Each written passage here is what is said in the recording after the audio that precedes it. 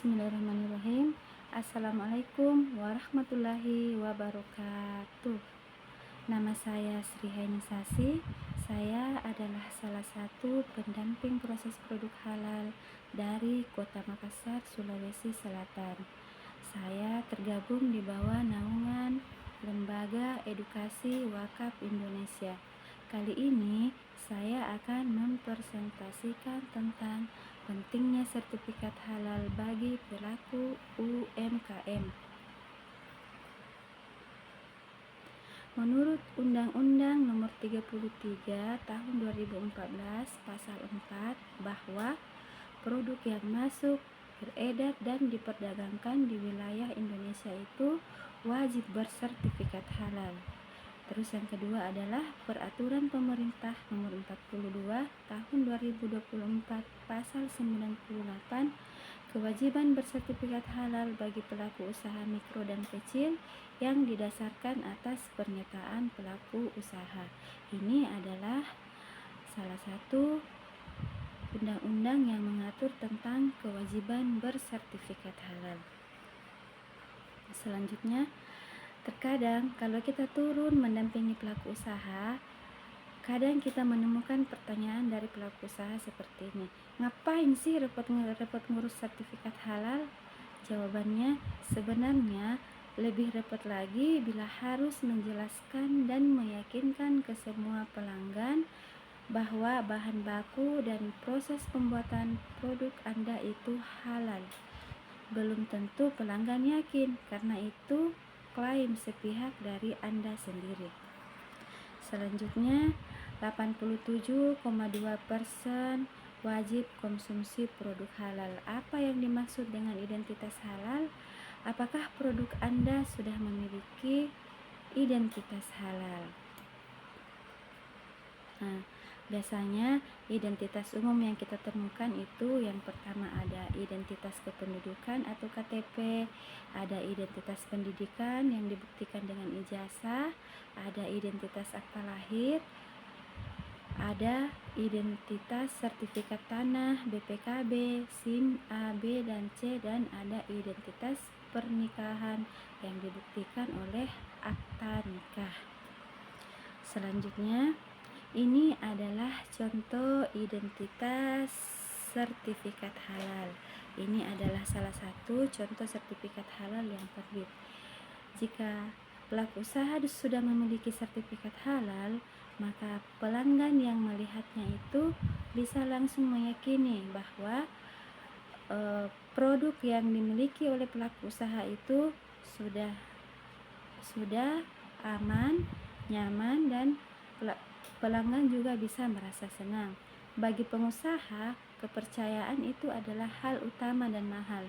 Karena itulah sumber penghasilan yang berkelanjutan. Nah, selanjutnya, bagaimana cara mengurus sertifikat halal bagi UMK?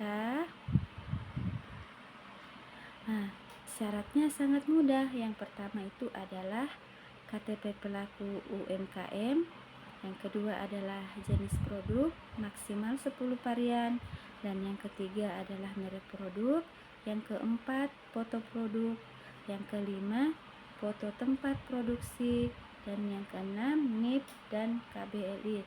Terus yang terakhir adalah omset di bawah 15 miliar. Nah, ini adalah syarat untuk mengurus sertifikat halal melalui skema self-declare. Selanjutnya, berapa biaya mengurus sertifikat halal bagi UMK? Jawabannya adalah gratis 100%. Kalau ingin berbayar sendiri itu dilakukan melalui pengajuan self-declare mandiri dengan berbayar Rp230.000. Apa saja jenis produk yang dapat fasilitas sertifikat halal? Nah, di sini ada 13 jenis produk makanan yang bisa diajukan melalui skema self-declare.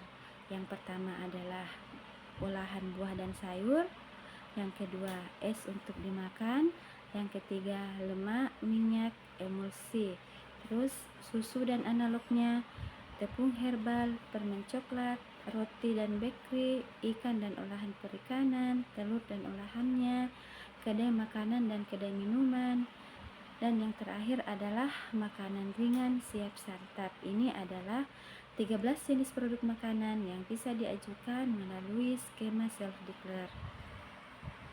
Nah, ini adalah beberapa contoh player-player produk yang bisa diajukan melalui skema self-declare. Di sini ada bakso, ada keripik, ada sejenis donat. Donat ini adalah masuk kelompok produk roti dan kue. Ada telur asin dan martabak mini, dan ada juga salad. Kemudian ada kue kering.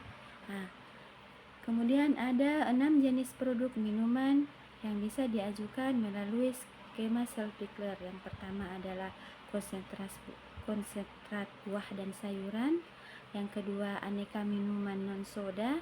Yang ketiga, produk jus buah dan sayuran, minuman tradisional dan jamu, kopi, teh dan sari kacang, dan yang terakhir adalah susu dan campuran susu. Nah, ini adalah ke-6 jenis produk minuman yang bisa diajukan melalui skema self-declare. Selanjutnya, ini adalah contoh-contoh player minuman yang bisa diajukan melalui skema self-declare. Ada teh, kemudian ada kopi, ada jus buah. Terus ini yang selanjutnya adalah 13 jenis warung makanan yang bisa diajukan melalui skema self-declare. Yang pertama itu adalah warung makanan khas Sunda, yang kedua warung makan nasi Padang, yang ketiga warung makan warteg Tegal, warung makan Indomie atau warmindo, angkringan gerobak, warung makan nasi kuning atau nasi uduk, warung mie, bakso dan ayam, warung makan gudeg, warung makan pecel lele, dan yang terakhir adalah warung sate kambing atau sate ayam. Nah, ini juga adalah contoh-contoh player makanan produk warung yang bisa diajukan melalui skema self-declare. Pengajuan produk warung itu maksimal 30 produk, bisa diajukan melalui skema self-declare. Ini adalah contoh-contoh produknya, ada beberapa contohnya, ada bakso, ada beberapa, ada martabak. Kemudian berapa lama sertifikat halal terbit? Jawabannya adalah 7-14 hari kerja dalam keadaan normal setelah pengajuan melalui si halal BPJPH. Apa resiko bila produk usaha Anda tidak memiliki sertifikat halal? Nah, tentunya memiliki beberapa resiko.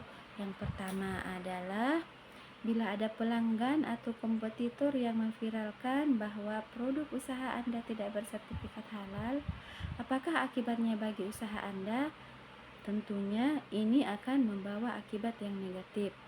Dan yang kedua adalah produk yang bersertifikat halal itu lebih dipercaya oleh pelanggan. Yang ketiga, produk yang tidak memiliki sertifikat halal itu bisa dikenakan sanksi jika pada saat nanti sudah sampai waktunya tahun 2026 bulan Oktober. Kemudian ada teguran, kemudian ada juga denda. Itu adalah beberapa sanksi yang bisa didapatkan oleh pelaku usaha apabila tidak memiliki sertifikat halal.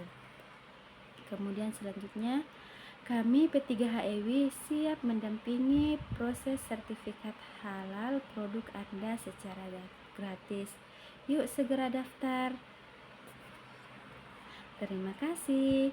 Assalamualaikum warahmatullahi wabarakatuh.